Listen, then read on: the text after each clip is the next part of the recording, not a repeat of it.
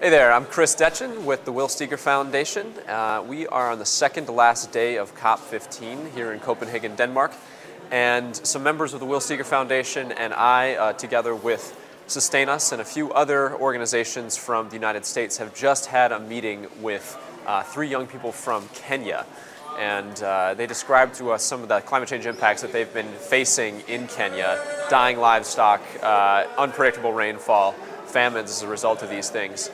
And it was powerful to hear their stories.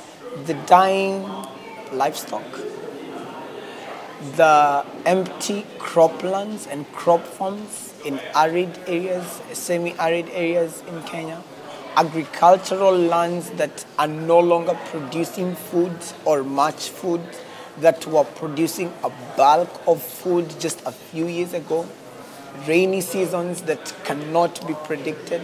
We plant after the rainy season, or rather before the raining season, and harvest when it's summer and hot.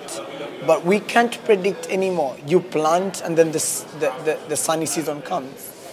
So even farmers are mixed up. When do we plant? When do we harvest? It's chaotic.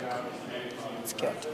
So thinking about what we want to actually get into his hands while he's here tomorrow, we could have those 4 letters, or 2 letters even, if we find really stellar ones, along with our cover letter. That goes into his hands. He gets told about or sees the book, and that acts as a symbol. We'll be delivering letters in frames that have been put together by some Kenyan youth. I'll tell him, Barack Obama, you are partly from Kenya, and your grandmother herself right now is living in an area that is so hardly hit by the effects of climate change.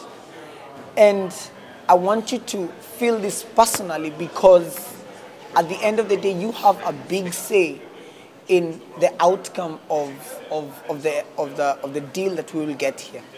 So I would encourage you to please consider your motherland, your own grandmother, your people, and above all, help them out, because you didn't just get there to have a good position. You got there so that you can make a difference today that are down back in Africa, that are actually helpless. So you have the chance, and we believe in you.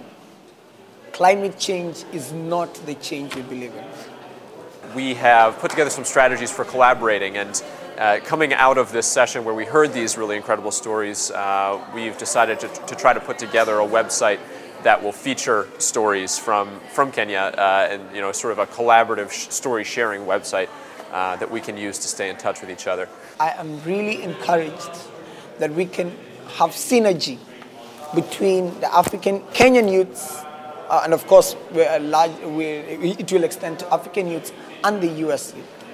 We can do a very big difference. Owing to the historical background we have, for example, on Obama, we have some sort of leverage to synergize our efforts in a bigger way to get his attention and to make him act.